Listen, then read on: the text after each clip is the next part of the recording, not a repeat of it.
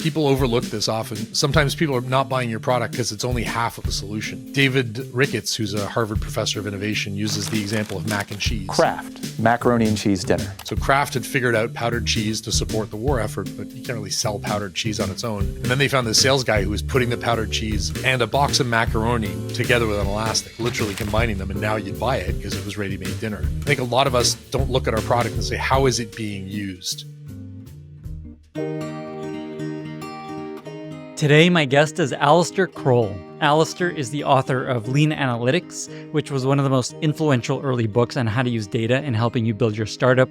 He's also a multi-time founder, runs conferences all over the world on data, AI, and technology in government, and most importantly to me, convinced me to leave a nice, cushy job to start a company over a decade ago, then helped me build that startup and eventually sell it to Airbnb, and in many ways was one of the most central figures in my life that led me to doing what I do now. And lucky for us, Alistair is about to release a new book that I am very excited about. It's called Just Evil Enough. And essentially, it's a study of loopholes and how to get people to pay attention to what you've built, which increasingly is the hardest part of launching a startup. Alistair shares 11 specific strategies for finding subversive ideas to get your ideas out, how to shift your mindset to think more subversively, why it's so essential for startups and founders to think this way these days, plus dozens of examples and stories that make this advice very real. This episode is for anyone having trouble getting anyone to pay attention to your product, or anyone thinking about starting a company to get your mind starting to think this way. If you enjoy this podcast, don't forget to subscribe and follow it in your favorite podcasting app or YouTube. It's the best way to avoid missing future episodes, and it helps the podcast tremendously. With that, I bring you Alistair Croll. Alistair, thank you so much for being here. Welcome to the podcast. Thanks for having me. It's awesome to be here. It's awesome to have you here. We've known each other for a very long time. You helped me with my startup back in the day. And when I heard you were writing a new book, especially one called Just Evil Enough, I knew that I had to have you on here to talk about it. I thought it'd be good to start with just the story behind this book. Why did you decide to write this book? Why does this book need to exist? Thanks. Good question. So the reality is that I'm a product manager, and I've been a product manager all my life. Even as I've been running events, I've been working on the products behind them. And I've worked with a ton of startups thanks to Lean Analytics, which I'm sure we'll get into a bit. And the product managers are in many cases missing the point. Like, my sense is when you talk to a product manager, they're so consumed with the next feature and what to do. And that's the kind of concrete objective thing. I think many of them are doomed because they ignore go-to-market strategy. They ignore distribution at their peril. And the reality is that the only thing that matters is, do you have an unfair advantage? Have you figured out a way to capture attention and turn it into profitable demand? And that's is an afterthought or not even a thought. So, the more startups and the more founders that we can remind that distribution matters and that subverting the norms and getting the system to behave in a way that gives you an advantage is important, the better. To give people some examples of the kind of stuff that you write about in this book and kind of set some expectations of what we're going to be talking about, what are some of your favorite examples of companies that are today, I don't know, huge, awesome, people love them, but maybe early on did some stuff that wasn't either people don't know about or a little subversive? And I think that's an important point. It's not that they did something evil. Mm-hmm. It's that they did something to use a system in a way its creators didn't intend. This episode is brought to you by WorkOS. If you're building a SaaS app, at some point your customers will start asking for enterprise features like SAML authentication and skim provisioning. That's where WorkOS comes in, making it fast and painless to add enterprise features to your app. Their APIs are easy to understand so that you can ship quickly and get back to building other features. Today, hundreds of companies are already powered by WorkOS, including ones you probably know, like Vercel, Webflow, and Loom. WorkOS also recently acquired Warrant, the fine-grained authorization service. Warrant's product is based on a groundbreaking authorization system called Zanzibar, which was originally designed for Google to power Google Docs and YouTube.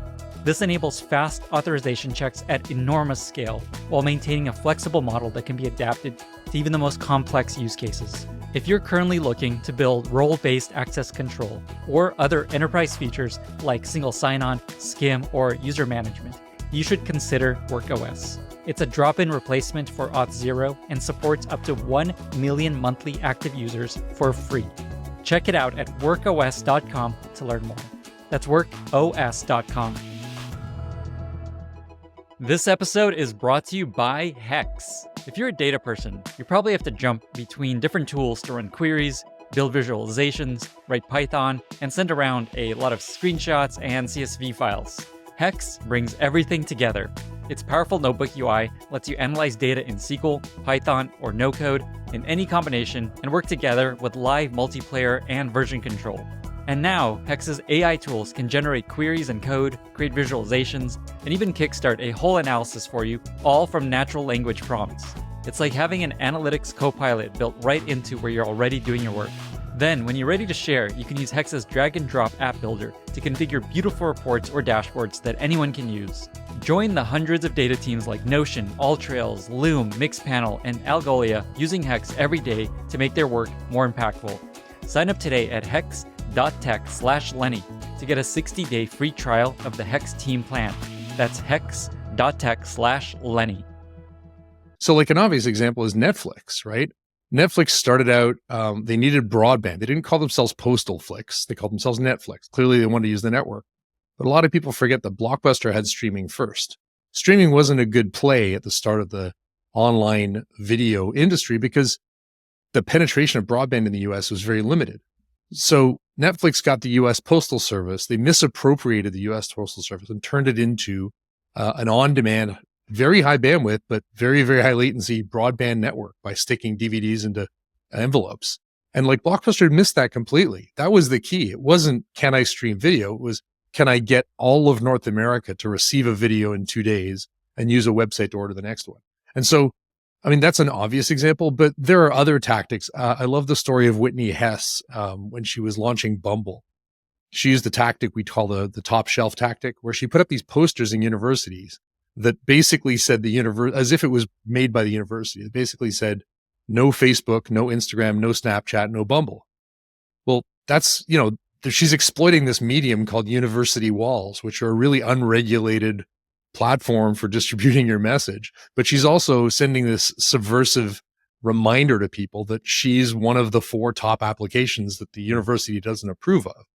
Nobody told her she could do that. Is that evil? No. Is it clever? Hell yeah. I love these examples. Just to kind of even make this clear to people, a lot of founders have some kind of growth strategy. They have a sense of how they're going to grow their product. It's going to be, okay, we're going to win on SEO. We're going to win on paid growth. What I'm hearing from you is it's not enough to just like, here's the lever, here's the engine that's going to grow our business. What you're finding is that most of the successful companies we know about, or the most successful, found not just a way to grow, but they did something subversive. And often it's something unprecedented. A lot of these tricks are now known, right? There was a time when things like an invite list, where if you invite someone, you get an earlier spot in the invite. There was a time that was the first time. The Dropbox model of when you invite someone, you both get more storage. That was cool the first time. If it works, it just becomes marketing. If it doesn't work or it becomes illegal, you stop doing it, right? But so the key isn't like, go do those things. By all means, do the things that work. The key is to go find your own. And I think that finding that go-to-market strategy, that unfair, unprecedented, we call them 0-day marketing exploits, is as important as building the right product feature, having a seamless onboarding process and so on. And so my co-author, Emily, and I, it turns out we'd both been obsessed with this stuff for the last 10 years. And so we met and started comparing notes, and Emily lives in Ireland. And so she has a whole list of examples I hadn't heard and vice versa. So it was really fun to kind of, even between Europe and North America, there are tactics that have worked there that are untried in the North American market. Awesome. And the book is called Just Evil Enough. And I know it's important to you for people to understand. It's not like be evil, do evil things. It's just evil enough, just a tiny bit of sliver of do something that people don't expect or that's taking. Well, there's a reason for that too. When, by definition, your startup is like a disagreement with the status quo. And the status quo was created by those in power. So they're naturally not going to like it when you don't play by their rules. They very quickly label you as evil. And so the name's kind of tongue in cheek. It definitely gets people's attention. But the rules and the lessons in there, there's a line that we didn't quote in the book from an old song by Christaberg. I think we didn't want to pay royalty rights for it. It's called Spanish Train. At the end of the song, he says, "And far away in some recess, the Lord and the devil are now playing chess. The devil still cheats and wins more souls. And as for the Lord, well, he's just doing his best." And I found a lot of times people on the right side of history believe their causes are so just that they let them speak for themselves, as opposed to realizing they have to fight for them. And we think it's pretty important that even if you are coming at it from a position that you believe is very valuable and useful, you still have to recognize that you're going to have to get the world to behave in a different way if you're going to win. As we were starting to record this, I didn't actually know this until just like a few minutes ago, that the title of the book and the concept originated with when we were working on my startup and advice you gave me. Can you talk about that? Because I didn't actually know this. Years ago, you and I were part of a startup accelerator called Year One Labs, and it was built on this new idea called the lean startup. Ben Yoskovitz, I think, one of the other founders with whom I wrote Lean Analytics, had fallen in love with this new lean startup methodology. So Ben was kind of obsessed with this idea of the lean startup, right? This new book from Eric Ries that said that the goal wasn't to lock yourself away in a garage for a year and build something nobody wanted. You should get out of the room and test it and so on. And a lot of the accelerators at the time were, you come in for 90 days and you kind of polish the product and hope it sells. So we said, no, let's do it in a period of a year. And so I think we convinced you to move to chilly Montreal in February from San Diego, from Webmetrics, to launch LocalMind. December, right? I just remember Igloo Fest in February with the frozen eyebrows. Canada is as cold as they say, folks. And as far as I remember it, LocalMind was this product that would let strangers answer questions about a place. So, for example, where's a good place to get coffee in Times Square? And you guys had tested that whether strangers would answer questions by geofencing tweets and then asking strangers a question and seeing what percentage would answer. And it was like 95% of people would answer, which was great. And then you found the problem was that people weren't asking questions. And you kind of hit a roadblock. And we were suggesting that you fake asking questions on the platform so people could get a sense of what it was like to answer questions. And as far as I remember the question, we had a conversation about whether this was evil. And you said, I'm not evil. And I think I said, I'm not saying be evil. I'm saying be just evil enough. And that always stuck with me because it is so important to understand the boundaries of what you can do if you are essentially disagreeing with the status quo in order to prove that your idea is better. So I've always talked about this idea of not being evil, but being just evil enough to provoke the change that's required for your product or startup to be successful. Thanks for sharing that. I do remember that actually. The other phrase I remember from that conversation was that someone said we're being Boy Scouts. We're being too much of a Boy Scout, and that really helped us think a little more. I think that might have been Ray Look. Yeah, it sounds like Ray. Oh man! And what's interesting is once we started doing that, sending questions to people in location that were from the app itself, we realized we could collect data about what's going on there. This was just like passive data about what's happening in a bar and restaurant. It's kind of like what I don't know if you get this in Google Maps. Google Maps does this now. When you leave a place, they're like, "What was it like here?" Through the app. Where's the bus crowded? So I was talking to Scott Belsky about Behance. I know you've had him on before. We were both speaking at Techstars in New York a little while back. And he said that for the launch of Behance, he reached out and asked all these influential designers to join his platform. And they said no. And then he said, oh, okay, pivot. Hey, I'd like to do an interview about you for my platform. And they said, oh, sure. And he said, by the way, is it okay if we go and grab your design content for the blog post? Oh, yeah, sure. But the added advantage of that wasn't just the social proof of having all these famous people on the platform. It was that people who then followed could see how these famous people had done their templates. And then, so it gave the new users a sense of how to behave when they got there. So in your case, asking questions yourself shows people the kinds of questions to ask. And it's obviously one of the good strategies for fixing a cold start problem. Okay. So say at this point, people are convinced, okay, I need to think about some way to think a little more creatively, be just evil enough with the way I'm thinking about growing my startup and my product. Let's talk about how to actually go about doing this. Say a founder or product person is just like sitting down, okay, I'm going to think of some ideas. What are some steps that you recommend folks go about to come up with some ideas? The underlying idea of the book is that you've got to get the system to behave in a way its creators didn't intend. That's a hugely important idea. But to do that, you need to understand, I mean, your startup is a disagreement with the status quo. So you got to recognize what is the status quo, right?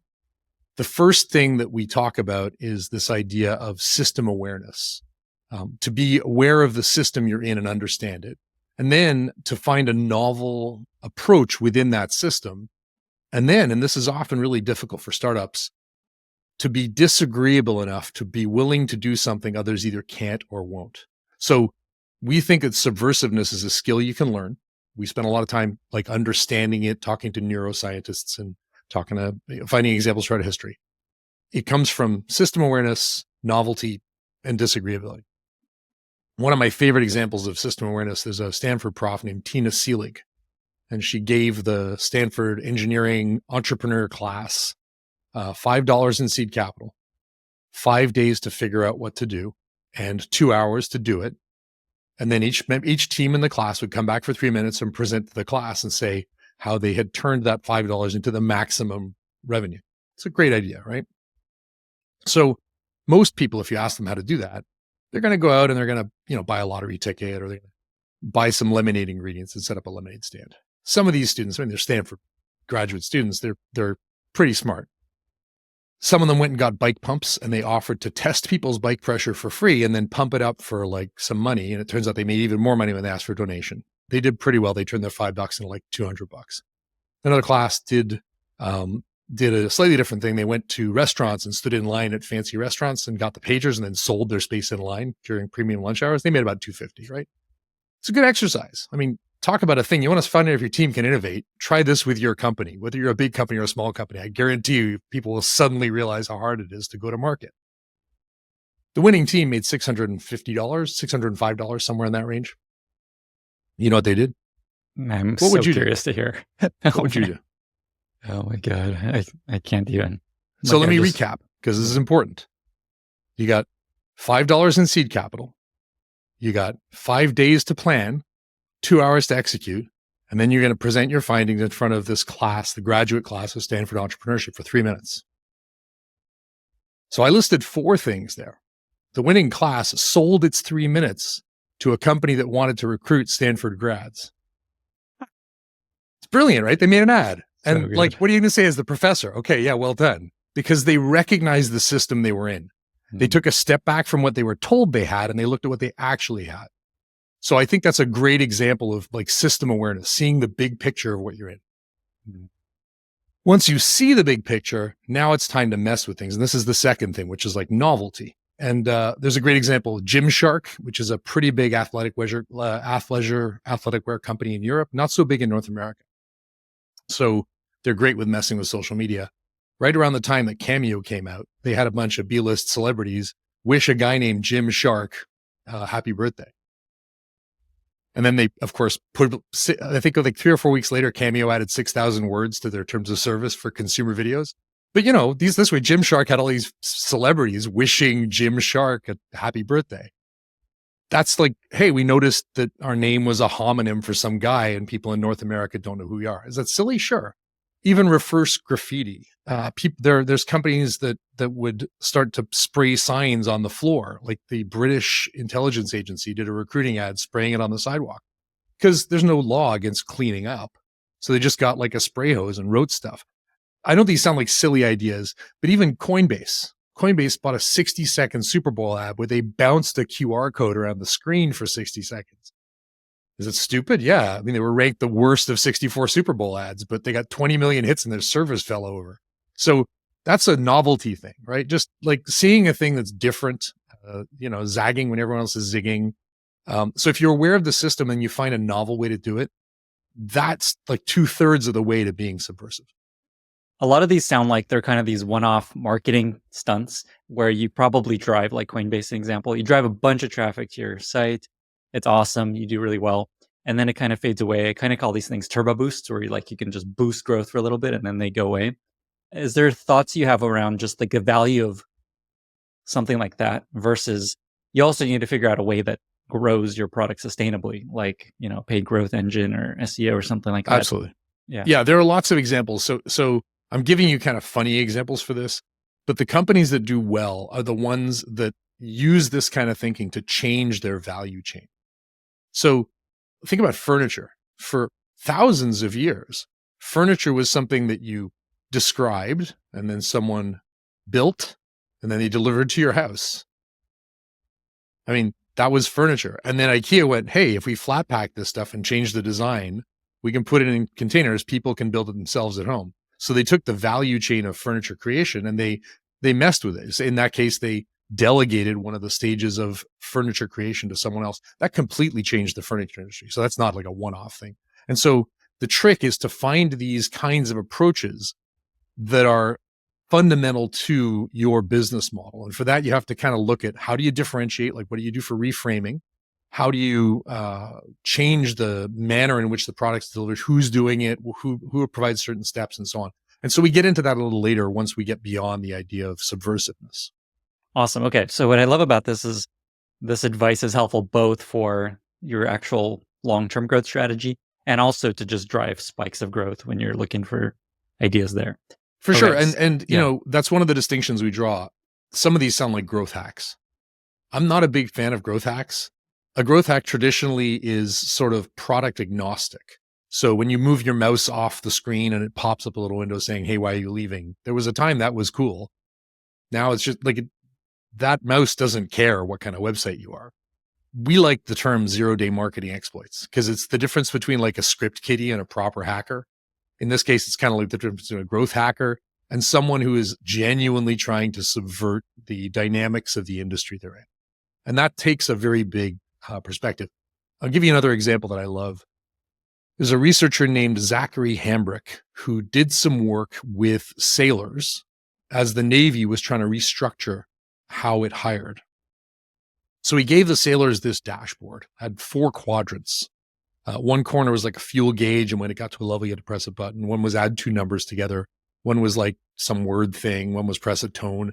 And in the middle was a scoreboard. And so your job was to monitor these 4 consoles and try and maximize your score. So as soon as it needed your attention, you'd attend to it, right?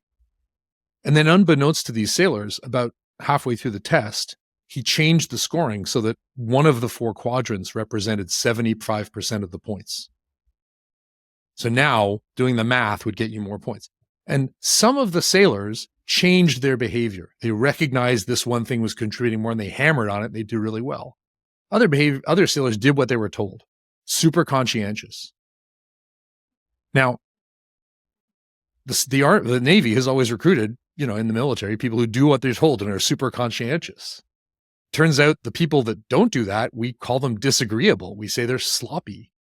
But there's a difference here between people who are playing the game right and people who are questioning whether they're playing the right game. One of the things I love as an example of this is poker. In poker, there are rules. The rules tell you which cards win, which hands are stronger, whose turn of play it is. But the strength of your cards isn't how you win in poker. If that's how we played, it would just be a game of statistics and it would be incredibly boring. You win by bluffing. You win by subterfuge. You win by looking for your opponent's tells. But we never talk about that in business school. There's this this woman from the 1600s her name is Dula Du Martins, and she was married to the king of a city-state who went to war. She was left behind to guard the castle. So the enemy shows up, and the castle's pretty well fortified. And she realizes they have about 2 weeks worth of food, and then they're going to get captured. So she rounds up all the flour in the castle. She bakes a bunch of bread. She goes up to the parapets and she throws it over into the awaiting army and says, "You look hungry. Let us know if you need some more food." And the army leaves. That's a very valid strategy, but we don't talk about those kinds of strategies. Was it evil? No. Was it clever? Yeah. The coat of arms of this town is like 2 crossed loaves of bread. But we don't talk about that kind of thinking in business and in startups enough. And I think I'd like to normalize this kind of disagreeable thinking, this idea that, and I know from listening to your Evan Lapointe podcast that you're high on agreeable thinking. So I'm here to tell you need to embrace some disagreeability, Liddy. I'm glad you're here to help me there. This also reminds me of my chat with Rory Sutherland, who's extremely good at this. And one very tactical piece of advice he had is like, spend a lot of time on doing the things everyone all agrees on is the smart thing to do. And then once you've done that, set time aside to do the things that are very irrational and crazy.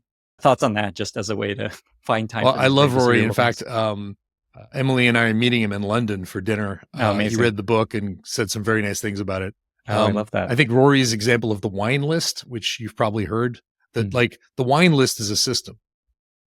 I can't sell you a gin and tonic for $50 because you know how much it costs to make one, but I can sell you wine for any price because you don't know, you can't make it that way. But when someone shows up at the table with a wine list and hands it to the most powerful looking person at the table who opens it and says red or white, you have now all consented to order wine. So just like the wine industry and the wine in a restaurant is a system and you're beholden to it. I think Rory, more than maybe anyone in the world, I asked Emily who her perfect, like, who would she want to read this book? If it was anyone else, she said Rory. I think more than anyone in the world, he just sees the world through these system lenses that are incredible. I love this idea of zero day exploits that you've mentioned a couple times. Is there anything else there, just like as a way to think about how to come up with clever ideas to grow your product and business? I would say once you've got the subversive mindset, which again is like system awareness, novelty, and disagreeability, then you have to kind of scan the market. And we have this framework called the Recon canvas that splits the market up into the product, the medium, and the market. That's another hot take of mine is I think that product market fit's overrated. You have to actually think about product medium market fit.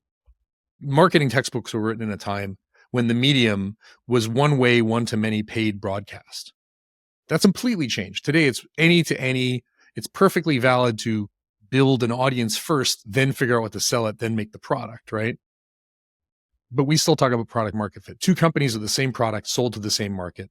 One wins and the other doesn't. It's often because of their medium strategy. And the medium is both the platforms you're in and the norms of that platform.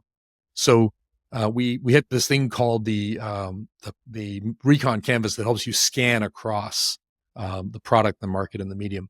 If you want inspiration for some clever ideas, I think Burger King is better than almost anybody at this stuff. When they launched their mobile app, the thing you want for your mobile app is you want as many installs as possible and you want geolocation turned on. So they said, everyone can have a free Whopper. You just order it from the app, drive to the store and pick it up. But the catch is you got to order it from a McDonald's parking lot.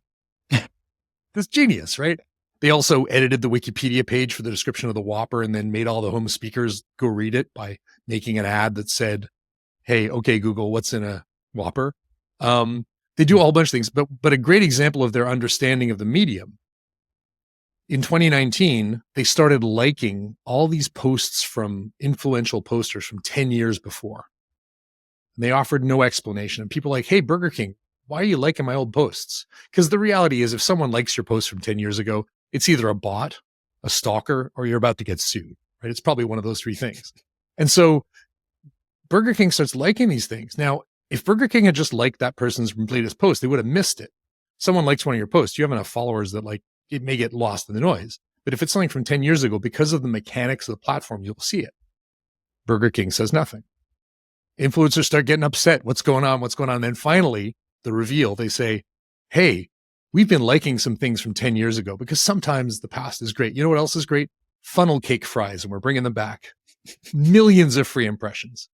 Not just because they understood that they had a funny message, but because they understood the mechanism of the platform, that by liking something from the past, someone would notice it, right? So understanding the mechanics of the platform, the norms of the platform, what are done there is so important to go-to-market strategy these days, but we think it often gets overlooked.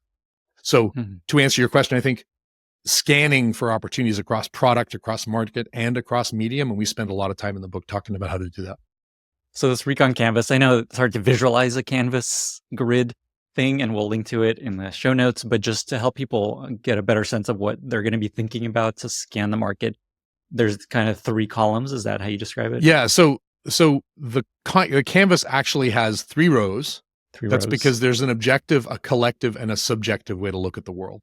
And then it has a section for product, which we divide into the features and the messages, a section for the medium, which is the platforms and the norms, and then a section for the market, which is the attention you capture and the actions you create. And so it's a really good sort of checklist when you're putting together your go-to-market strategy to make sure you've thought about all of those, what winds up being 18 squares. And the idea is you look within each of these cross sections to see if there's an opportunity to do something little Right. subversive and You go into each interesting. square and you say, what's the status quo here? What's the normal behavior? Mhm. How do what we considered unorthodox or unusual? And we have like 5 or 6 case studies for each of those rectangles. There's like 160 case studies in the book. There's a reason it took so long to write. As you're talking about Medium, I think of a recent example of a really clever marketing stunt / subversive tactic. This company Runway that does basically helps you track your company's runway and finances and things like that. They did this really clever strategy where they sent all these influencer types on Twitter a package that it arrives, and it's a bag with a lock on it, and the lock says this will open in 3 days.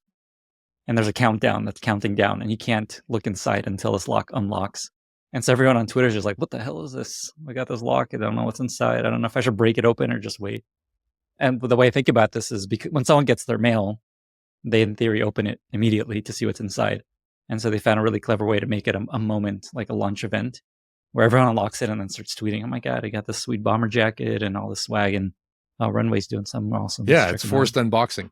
And when Ben and I wrote Lean Analytics, we came up with a strategy to announce the book.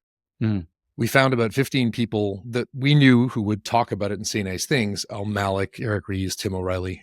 And over a period of about 7 days, we sent each of them a scheduled message with a click to tweet message. So each of them, about every 12 hours, one of them would tweet something about it. But each of those things had an analytics tag, a Google Analytics tag in it. So it was like UTM_ campaign equals Eric Ries, campaign equals Tim O'Reilly. So now we knew who was doing it, right? Julian Smith and so on. So every 12 hours, it'd be a new thing, a little more lift. And then when they were all out there, we started comparing them to one another. Well, more people are clicking Julian's, but more people are pre-ordering Tim's. And then these guys started competing with one another. So that's our second hack. And then the third hack was we documented all this. And then we wrote a blog post explaining how we hacked the launch of Lean Analytics that was proof that we knew how to do analytics. So I think, there's a certain amount of credibility and brand building that comes from how you do this. You're sending a message to the market. Burger King is sending a message to the market. It's pretty cheeky, that it's the underdog, which is very consistent. Liquid Death has some hilarious marketing campaigns. And we can't tell you how. There's a bunch of things people told us that we can't actually attribute, but they do not go ahead with a campaign or an ad unless it gets 50% disapproval. That's like their North Star metric. 50% of people hate this. That's awesome. I love that just as a heuristic for how to know if your thing is subversive enough. Is there anything else along the lines of just someone's like, okay, I want to think of ideas to come up with really clever subversive ideas, get people's attention. You talked about this Recon canvas that basically gives you a whole bunch of areas to look. Is there anything else along those lines? Well, I mean, the real meat of the book, once you get beyond the Recon canvas and this subversive thinking stuff, we looked through probably 300 or 400 case studies, about 160 made it into the book. And these aren't just case studies from business. They're also things like Genghis Khan and Duladu Martins, Neville Maskelyne, who was hired by Big Telegraph to stop the spread of the radio. Like there's some crazy stories out there. Billy Butlin, who convinced the British to pay for all his theme camps so he could become a holiday camp king in England. What we found was these 11 tactics that keep showing up again and again as patterns or meta patterns. And so you can't steal the tactic, but you can apply that tactic. So if you can figure out how to get this disagreeable mindset, and then you can scan your market, your product, and your medium for these vulnerabilities, and then you can apply one of these tactics, that's a very good method for like coming up with a set of candidate go-to-market hacks or zero-day exploits. And then we have some rules for how to kind of prune through them and figure out the good one. This episode is brought to you by Vanta. When it comes to ensuring your company has top-notch security practices, things get complicated fast. Now you can assess risk, secure the trust of your customers, and automate compliance for SOC 2, ISO 27001, HIPAA, and more with a single platform, Vanta. Vanta's market-leading trust management platform helps you continuously monitor compliance alongside reporting and tracking risk. Plus, you can save hours by completing security questionnaires with Vanta AI. Join thousands of global companies that use Vanta to automate evidence collection, unify risk management, and streamline security reviews. Get $1,000 off Vanta when you go to vanta.com/Lenny. That's VANTA.com/Lenny. Let's talk about these tactics. I love that that's where you went. I know that it's going to be hard for people to remember. Here's all these 11 ways. I know the book gets into all these things, but can you just either run through them real quickly or just go through them? I'll give you quick ones. Okay. Salesforce.com is a classic example of bug into feature. Salesforce had a crappy product at the start of the internet. It was using this thing called Ajax that kind of made the web interactive a little bit if you reload it often enough. But it turns out that also made them really simple. They were competing against these companies like Vantiv and Clarify and Remedy that cost millions and millions of dollars, took years to install, whereas they could be installed with a URL. And so they took their weakness, which was we are very low feature, and they turned it, their bug, their weakness, which is we have a very limited feature set, and they turned it into an asset, which is we are simple. In fact, Salesforce's logo for a while was no software, despite the fact that they have their own programming language, right? So that's a good example of like looking at your weaknesses and turning them into strengths. And that pattern shows up again and again. Before you move on to the next one, just to highlight that one, I love that one. So basically the idea there is think about what's a limitation, what's actually, where are you behind or potentially worse than your competitors?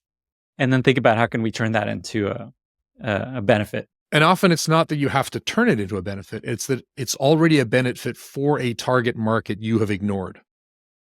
So like if your product takes a lot of time to configure, maybe there are like prosumers out there who are white labeling that stuff. Oh, okay. That's a new segment, right? So it's this whole strategy. Product managers, I'm a product manager. Our tendency is to want to make the product just one more feature, right? And the reality is your product may already be a perfect fit for a market you're ignoring. In fact, one of the tactics is called buyer upgrade. Buyer upgrade is where you are already selling the perfect thing, you're just selling to the wrong person. Mr. Clean's Magic Eraser started out as melamine foam for aircraft insulation until the company noticed that people were wetting it and using it to clean stains off things. And it turns out there's a much better market, which is people want to clean stuff. Is an example that I've sort of apocryphal example. I was talking to a company that was selling drones invented for bridge inspection. I mean, bridge inspection is actually a really dangerous job. There are people who are continuously exploring the bridge for cracks and stuff. And the city council doesn't really want to pay for it. It's a cost. And if they find something wrong, well, they're going to have to fix it. Who does care? Well, it turns out it's insurance companies.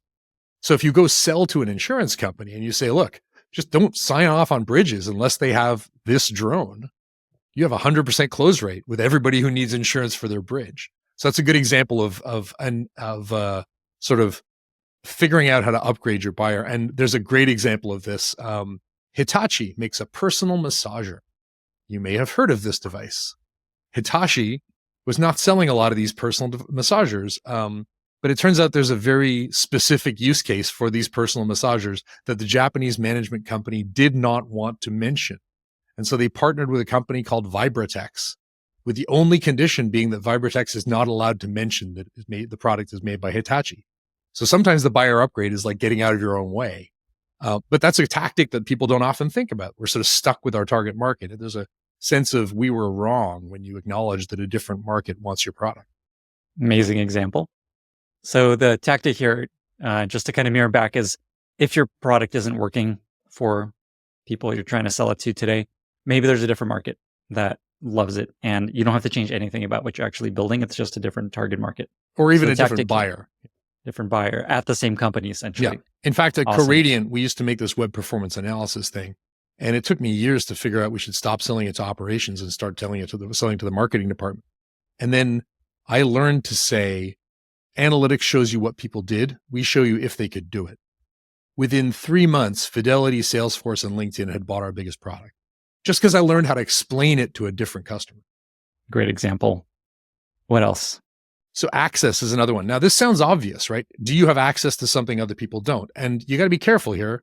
Generally, rich white dudes like us have access to people that others don't. But it's important to mention that this is a tactic because often people have some kind of access.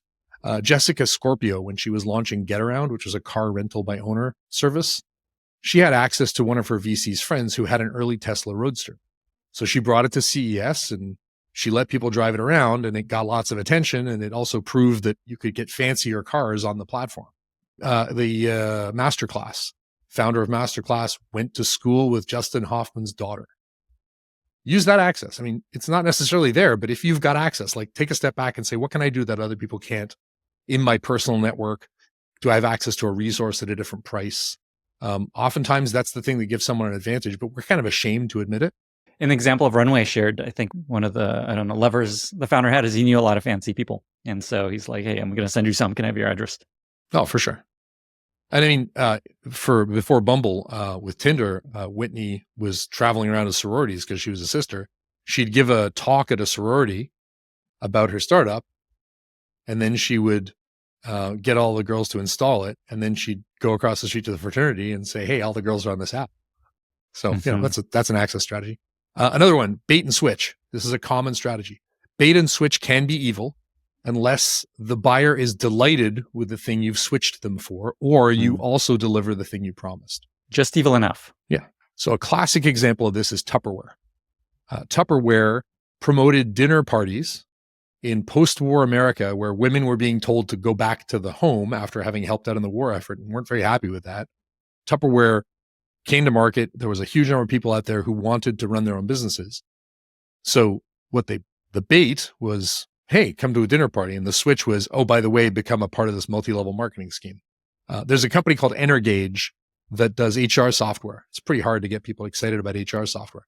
So they launched this thing in conjunction with local newspapers to promote the best workplaces survey every year. Use their tool for surveys. Now, every company wants its employees to fill out the survey. So now you have the survey, you fill it out, and then Energage, the newspapers publish the best workplaces. They get to sell ads to those companies. And then Energage gets to call the companies and say, hey, I've got all this data on your employees. Wouldn't you like to see what it says? So that tactic of like, maybe the thing you're selling isn't exciting, but can you sell something that is, and then use that initial transaction to switch to something that you actually wanted to sell them? And the key again is they actually have to be excited about this thing that they came up out of nowhere. But either the bait has to be free, in which case they can't complain, or the bait has to be, you have to also give them the thing you promised, or they'd be so happy about the thing you switched them with that very few complain, and you can resolve those complaints equitably. And we make that point, like, here's how to actually not be a con man. Great. All right. What's next? Combination is a big one. People overlook this often. Sometimes people are not buying your product because it's only half of a solution. David Ricketts, who's a Harvard professor of innovation, uses the example of mac and cheese. So Kraft had figured out powdered cheese to support the war effort, but you can't really sell powdered cheese on its own. And then they found the sales guy who was putting the powdered cheese and a box of macaroni together with an elastic, literally combining them. And now you'd buy it because it was ready-made dinner. So I think a lot of us don't look at our product and say, how is it being used? There's an example like 1-800 mattress in the States. They used to have this thing where, what's the one thing you care about that should be added to your product if you are trying to sell mattresses to New Yorkers? Delivery, install? I don't know. No, removal. It's really hard to get rid of a mattress in New York City, right? Some people would like, oh yeah, we'll take away your old mattress. So you just look at the value chain and you go, wait, I'm in business of delivering and selling mattresses. One step before you in the value chain is get rid of the old mattress. But if you just change your product and slide the value chain over by one block, we include mattress removal. People barely, they're like, oh yeah, these guys are going to replace our mattress, right? I don't want a new mattress. I want a replaced mattress. And it's that kind of mindset. So what can you combine it with? Often it's just before or just after the product that dramatically simplifies the offering for the consumer. These are great. All right. What else? There's a great one called arbitrage. Arbitrage is knowing something other people don't. And obviously you can achieve that by lying to them. You can achieve that by finding out sooner. There's all kinds of ways you can commit arbitrage. One of my favorite examples, this came to us from a guy named Rob Passarella in New York. There's something called the Shap optical telegraph.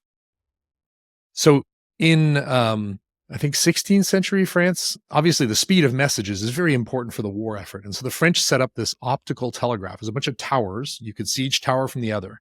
And they had these gigantic stick figure semaphores that they would pivot to send messages. So basically you'd sit there and you'd look, and when that semaphore moved, you'd write down the message and you'd send it to the next one. And so this way a message could travel across France at like 500 miles an hour. way faster than a horse.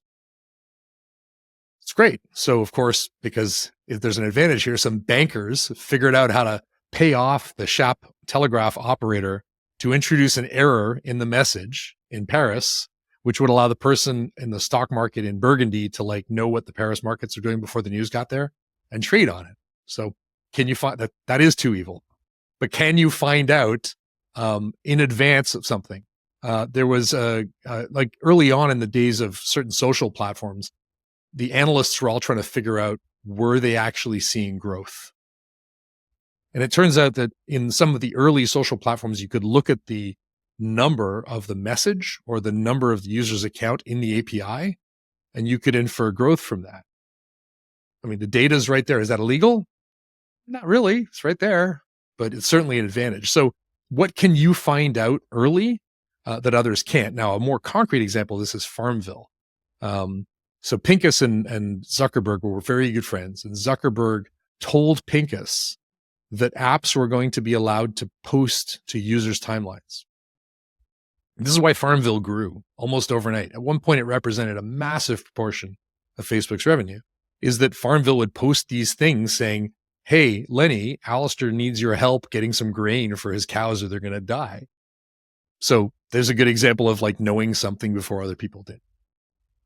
I also think about the high frequency trading and the arbitrage they found of just moving closer to the data centers and just like buying land right next door to where the trading. There's actually a case of the Nikkei terminals, which computed the Nikkei index. They weren't getting the Nikkei index from Tokyo. They were getting it, and it was being computed locally on the terminal. And someone figured this out so they could compute the Nikkei index from the source stocks rather than waiting for the terminal to tell them, and they could beat the market for like a significant amount of time. Rob also told us, I think it was him, he said, a hedge fund is an organization formed to discover something that will be illegal and do it until it is. Yep. Makes me think about billions, which feels a lot of evil. Absolutely. Cool. So let's do a few more. Okay. Aggregation. This is a pattern we see over and over again where one player in the market takes data from many places and then modifies it in some way. That could be that they are using it for affiliate links. That's pretty easy, or just selling the data. Not that interesting. But one of my favorite examples, and I actually helped put together a case study at HBS when I was teaching there with Srikant Dattar about a guy named LP Maurice. And I think you might know LP. He's a Montrealer. He had a company called BusBud. So BusBud, LP was traveling the length of South America, and he was trying to find bus schedules, and they're almost impossible to get.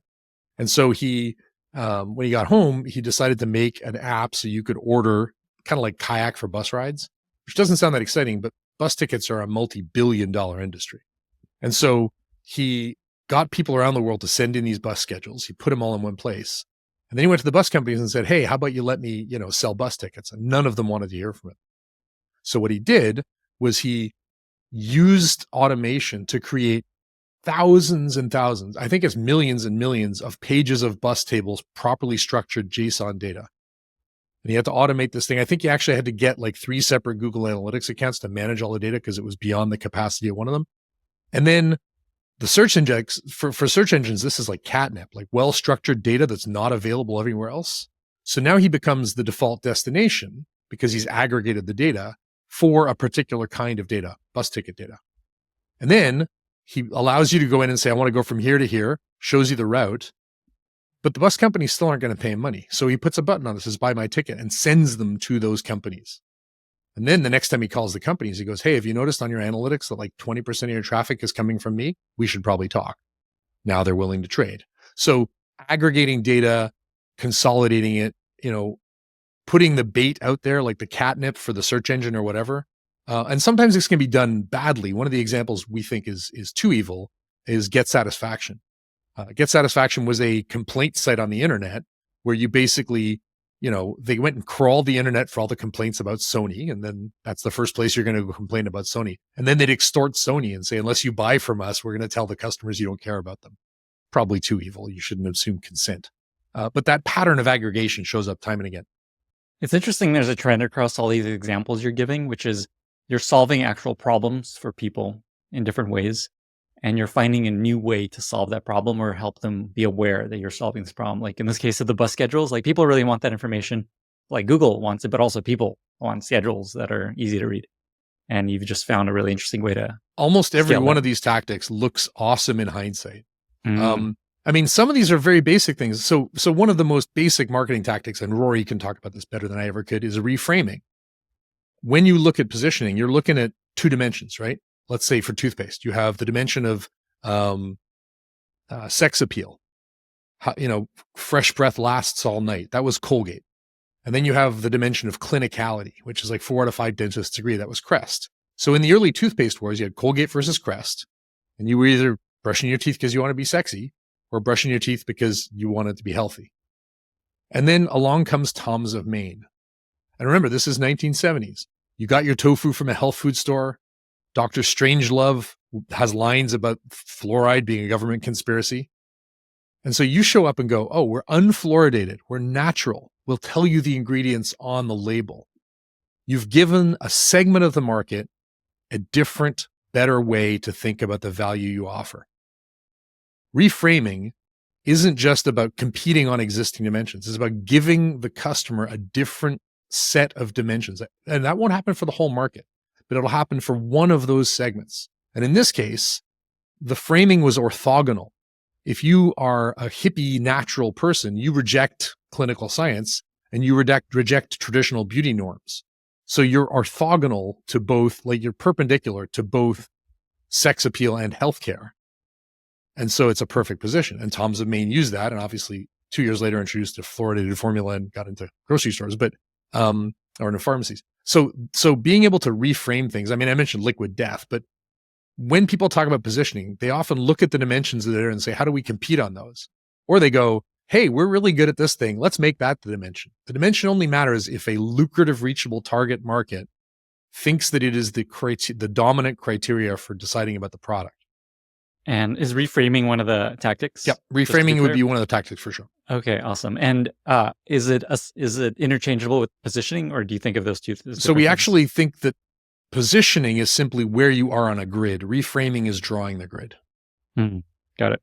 I have an awesome episode of April Dunford, who's I think also Canadian. Yeah. Yep. Where she goes deep into positioning. I think she'd probably disagree with you because I think to her, it's really important that when you're positioning, you're thinking about your competitors and how you're different. I would argue that you can position against your competitors. It is far better for someone to choose you instead of rather than over your competitors. When the electric car came out, the traditional framing for electric cars was range and sustainability. And then Tesla started racing them against Bugattis. And for a certain segment of the market, meaning like rich coastal VCs, faster, better performance was a new way to think about electric cars. Before that, if you look at the ads from the Prius and stuff like that, they didn't mention acceleration time. They like explicitly didn't put it in there. So Tesla came up with a much better dimension for a certain target segment. And I agree. April's absolutely right. If you're in an established competitive market where you're bidding for RFPs and B2B, but if you're disagreeing with the market, you're probably disagreeing with how it scores value. You talking about fluoride briefly. My mind went to, I'm trying to decide if fluoride is actually good or bad for a kid. There's so many debates out there for. As a British kids. person with all my teeth, it served me very well. Okay, that's my current position. It feels like a good thing. But there's so much stuff out there. No fluoride. Well, let me talk to you about regulation. Oh. So regulation is like a thing people often don't think about. In Germany and in Austria, you have organ donor cards where you get to approve whether or not someone gets your organs if you're killed in an accident. German and Austrian populations are almost identical. Austria's opt out. You're going to deliver your organs when you die, unless you explicitly say you don't want to. In Germany, you have to opt in. They're not donated unless you explicitly do so. Germany has 12% organ donors. Austria has like 99.6. So all your growth hacks ain't going to get you from 12 to 99.6, right? So it may be important for your business to change the regulations, either to allow what you're doing or to compel people to do the thing that's currently optional. But a lot of startups don't look at regulatory change as a viable strategy, and yet it can be. It's also a great way to find loopholes. I love the story of parklets. So for a while, urban agitators would build these little 2 hour long parks in the parking spot in front of their coffee shop, and every 2 hours they'd take it away and put it back because the law didn't actually say it had to be a car that was parked there. And then there's this guy in England who said, I want to make a little park in front of my house, but the law says it has to be a car. So he built a park on a car.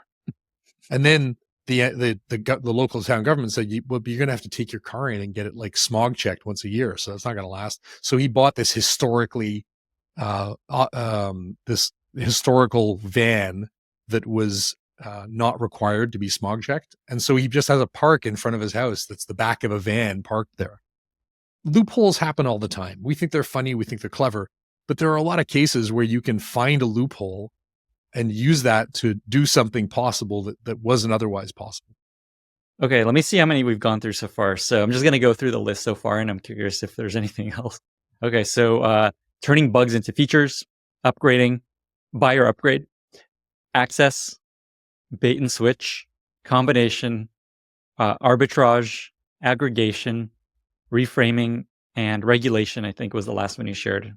Yeah. And then earlier on, we talked about misappropriation with Netflix misappropriating the U.S. Postal Service. And then the last one is sliding the window. And sliding the window is a bit more nebulous, but it's about the Overton window and the realm of what's considered acceptable. A lot of companies have strategies that rely on a certain segment of the market being okay with something that wasn't. So we talk about some examples of like the normalization of gay marriage through will and grace and things like that in there. There's a good example of this. There's a company in England, I think it's called Bodyform, that was the first to use red liquid in ads for female hygiene products and tampon products. Like for a while, it was literally illegal to use red liquids in those ads. And when they finally did it, all the women were like, and this is, I'm telling Emily's version of the story. One of the nice things about having a female co-author, you get to see a whole other perspective that isn't normally part of a lot of marketing conversations. But Emily's point was like every single woman let a sigh of relief. Like finally someone said the quiet part out loud. And there is a tremendous advantage to understanding that one part of the market is already has an Overton window that's different from the mainstream market. And then you can appeal to that and they will respect you for it.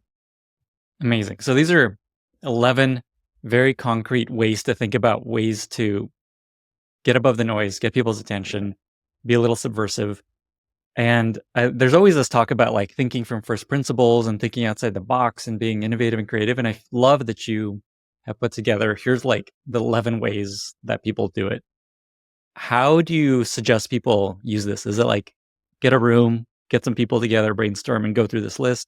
Any advice on just like how to operationalize coming up with ideas, knowing that they have this list? Yeah. I mean, this is somewhat magic. Like it takes a lot of time. It's a skill you can learn. It's a muscle you develop.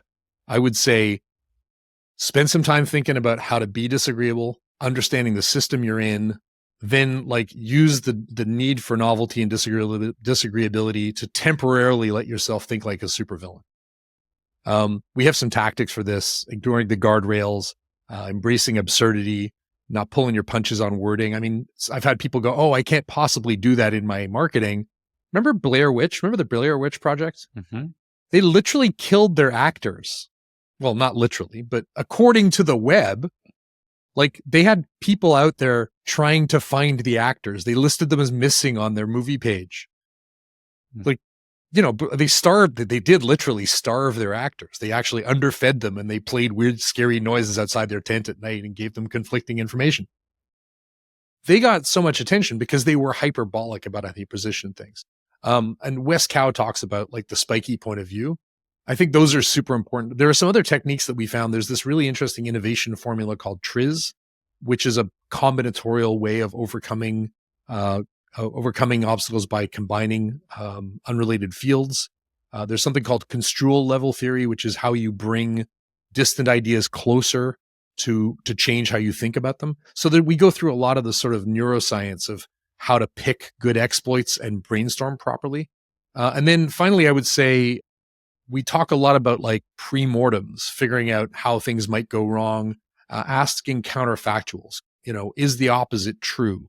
Would this be better if I did it a year ago or a year from now? What does a smart coach conclude given the same information without you sharing your conclusions? So there's a lot of techniques for like how well can you test this? What would convince you if you were wrong? This is kind of like deep canvassing yourself. I know the book's not out yet. I'm curious if you've worked with a startup or if a startup's kind of applied these tactics, if there's a story there of something that's emerged out of a company you've worked with thinking this way. I will tell you, I've worked with 4 startups using this, and every one of them has found a go-to-market strategy that's been awesome. I suspect that Emily and I are both going to get a lot of consulting requests after this, just because it's really interesting to implement this. We did a workshop at Startup Fest, Startup Fest is a big conference in Montreal that I've been running with Phil Tellio for a while. We did a workshop this summer, and people actually had like workbooks they were completing while we did it and stuff. It's definitely applicable. And to I want to throw out to Wes and Gagan here at Maven that they asked Emily and I to put together a course, which we haven't launched yet because we haven't finished the book yet. But it basically forced us to rewrite the book to make it much more applicable. Less about anecdotes, more about frameworks you can use. Yeah, I think we will have done the right thing when I go to product management meetings, and instead of people talking about their feature, they're alluding to their 0-day marketing exploit. But the dumbest thing in the world is to talk about. So like, that's the thing you want to not tell anyone about. But if you're talking to an investor and that you don't have a 0-day go-to-market exploit that creates attention and turns it into sustainable, lucrative demand, you are probably going to fail. This makes me think about a tweet I just saw about how with AI, it's so much easier to just build stuff, to just build a quick app, that the skill and the success, the chance of success start to shift more and more to distribution and growth because it's so much easier to try stuff. So I love that you're giving people a guide. Well, I mean, I do a lot of work in digital government with this conference called Forward 50. And last year I told people, like, when you're launching a battleship, you can't push a software update and change the hull. Like, it's shipping. And so you take the risky parts and you put them at the end. And as a result, you write the spec up front, and then you do the plan for testing and all this other stuff. But the entire pattern, every pattern we have in the Western world for mass production of something, whether that's software development or shooting a movie or building a battleship, you do the easily changed stuff up front, right? You can change a feature in the spec in a day. You can change it in the code in a week. You can change it in production, if at all, in a month. And so thinking about what's scarce and what's abundant, what's hard and what's easy, generally informs the process that we use to deliver any product to market. And we do not step back and say, what has technology done to change the relative risk and the relative fungibility of each of those steps? So if I'm building software, it may now be easier to use an LLM and Figma to build 10 prototypes, show them to citizens in government, see which ones they like, and then document the one that works. Because now documenting the thing well that works is the risky part. Like, that's actually the harder part, because that's what's going to get passed by legislators and stuff. So just because we used to write a spec in the right code doesn't mean that's how we should do it. And I think for any organization, reevaluating the processes that you assume are correct based on what technology has made hard or easy that's how big companies fail and small companies win. How are you leveraging these lessons and tactics in getting your book out and getting your book? Well, if I told you. So I'll give you an example. Early on, we did a survey to kind of find some stuff out about pricing and customers. And we said, look, if you answer this survey, someone will get a free hour-long consulting Zoom presentation with us, right? You can use it for your conference or whatever. We don't care. Problem with that is you are disincentivized from sharing that survey with other people because you want as few people on the survey as possible. So we created 2 teams, Team Orange and Team Black. And we said we would choose the survey winner from the survey that had the most people submitting to it. And it immediately caused people to go, I'm Team Orange, you should vote Team Orange, right? Yeah, you look at the problem, you find a way to move around it. I will say that we have built a technology for the readers to be able to see case studies. So each of the case studies in the book has a QR code next to it that takes you to a web page that has much more content, but also like the video of the ad or the links to the resources. So we have a list of places where you can find weak signals to start looking for exploits. There's a page for that, which we can keep updating over time with like new intel. Let's just say that those case studies do some special things. Hmm. Like there's a tech stack behind the case studies. And it's one of the reasons that we couldn't just go with a traditional publisher, because traditional publishers don't like it when you have a QR code. They don't like it when you own and retain the intellectual property rights to the book. And so in order to mess with the world a little bit and practice what we preach, we had to actually go through a fairly unusual publishing structure. Mm. As maybe a final note, I think it's, again, I want to come back to, you want to make it clear. You're not actually saying be evil, do evil things, do things that are going to hurt people. Maybe just share that sentiment again, because I think it's easy for people sure. to And we take that actually away. devoted an entire chapter to this called Don't Actually Be Evil. There are certain things like abuse, like assuming consent and acting without approval, lying or using dark patterns, breaking the law or even the intent of it, ruining your reputation, which is usually bad. Those are all bad things. And we say, don't do them. There's some pretty egregious examples. There's a company called Afterlife that was crawling obituaries. And so then when you'd search, you'd find out that someone had died. And like funeral home operators were getting flowers for people 5 years after the funeral. And these guys were charged in criminal court. Like they were like that's pretty obviously bad. But there's these other nuanced examples. You know, the Chrysler PT Cruiser? Mm-hmm. It's a terrible little car, right? Like it's the worst car. Did you know why that car exists? Mm-hmm. So the PT Cruiser was actually built for a very specific reason. It wasn't built to sell cars. In America, every car manufacturer has to meet fuel efficiency standards for its car line and its truck line. And it turns out that Chrysler's trucks were terrible on fuel. So what happens is the automakers decided they would make this terrible little car called the PT Cruiser that's technically a truck, according to like the definitions of a flatbed truck. And like there's certain things about it, removable back seat or something. I don't remember it. But what it did is it brought the average fuel consumption of Chrysler's truck line below the federal guidelines so that it could continue to sell bad trucks. Is that illegal? No. Is it too evil for us? Yeah, absolutely. And so I think there's lots of examples that we provide of like, we try to draw an Occam's razor. Don't ever assume consent. Don't act without permission. Don't punch down. Don't break the actual law. Don't use dark patterns and so on. I love that you have touched on that. I'm glad that we came back to that point. Alistair, is there anything else you want to share with listeners or leave listeners with before we get to our very exciting lightning round? Well, they should all buy the book, obviously. I mean, it's dumb not to ask. You can go to buy.justevilenough.com if you're interested. But more importantly, we really want to hear examples of this. This stuff is just fun to talk about. Like every one of these stories is hilarious. We really wanted the book to feel like part frameworks and useful text, because lean analytics was very prescriptive and that worked really well, but also partly like going to a cocktail party and sitting next to a fascinating person with weird stories to tell that you kind of learn from. And if we manage to navigate those two, then we're happy. So if people have examples of subversive thinking they want to share with Emily and I, we'd love to hear them. And what's the best way for them to share that? Well, justevilenough.com has a website there. We have a few things that are surprising that I think people will see in the next few months as we open them up. I'm A. Croll and Emily is Emily Jane Ross on most platforms. So those are probably the best ways. Okay, cool. We usually get to that to the end, but I'm glad that people now know. I feel like this episode's going to get a lot of people's minds buzzing. I'm excited to see how people use some of these ideas. But with that, we've reached our very exciting lightning round. Alistair, are you ready? I am. First question. What are 2 or 3 books that you've recommended most to other people? Dan Davies has a book called The Unaccountability Machine that I have literally made an entire conference theme out of this year. It's fantastic. Jonathan Haidt's The Righteous Mind, which really made me lose faith in reason and rationality. And I got to say, the best marketing textbook ever is Dan and Chip Heath's Made to Stick. Is there a recent favorite movie or TV show you've really enjoyed? The first movie I have ever watched a second time on the second night is David Fincher's The Killer, which came out on Netflix with Michael Fassbender. It is the absolute embodiment of self-awareness. I just loved it. Is there a favorite product that you've recently discovered that you really love? This sounds silly, but yeah, I bought this like $100 folding second screen for my MacBook.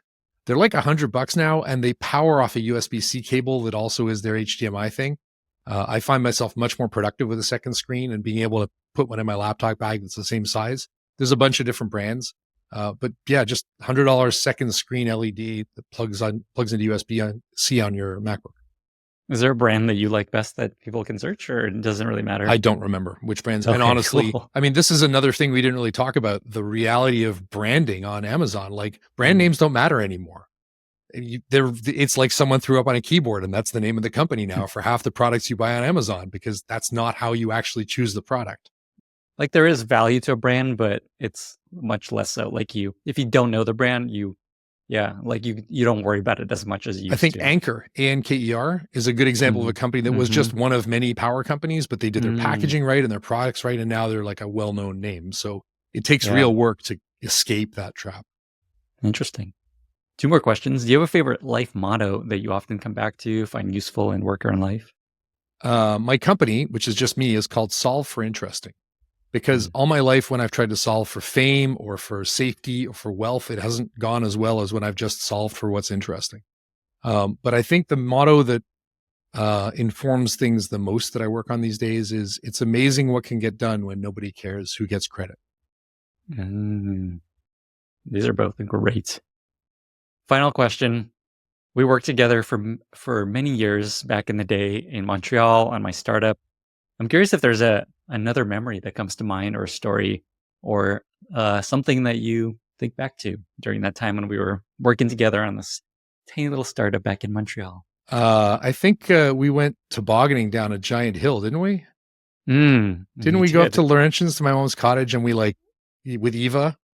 Yes. And we went tobogganing down a giant sled, like you got into this big inner tube. Was that right? I think so. And also the 2 words I learned on that trip are toboggan and took. And definitely, I think, as with everything else, you really kind of live life large. So when you got to Montreal, you just leapt in with full in. And I was just so happy for someone who was from San Diego, and like I moved from San Diego to Montreal. That's kind of how we met down there. Moving to Montreal is a lot, and it's a different language. It's a different culture. As Colbert says, it's Europe with normal toilets. And I think it was so great to see you kind of jump into everything that it had to offer for your time here. And I love the fact that you've just kept doing that. It's great. Thanks, Alistair. My memory of that is I arrived at the airport. I landed in Montreal from San Diego, where it was very warm into a winter. Ben, who you mentioned, took me straight to a department store to buy all my winter gear, like an actual jacket and shoes for the snow, and stuff for my kitchen. And so there is one other thing. We don't have to put this in the recording. Okay. Yeah.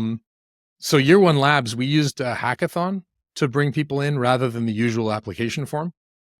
And I don't know if you remember, it was Sean Lynch, who was done a bunch of product stuff, but was the head of Google Cloud, came up and we all built stuff on this new Google Cloud platform that they wanted some users on. And we gave a bunch of the different startups a weekend to build something. And I think you went out with someone and built a thing that used Foursquare check-ins to figure out where people had been before they went to a restaurant and where they went after. Yeah. On Friday, you said, this is our plan. You went off and did it. And then on Sunday, we all did these presentations and you got up and went, so our product lets restaurant owners know where they'd been before, where their customers have been before, where they go afterwards.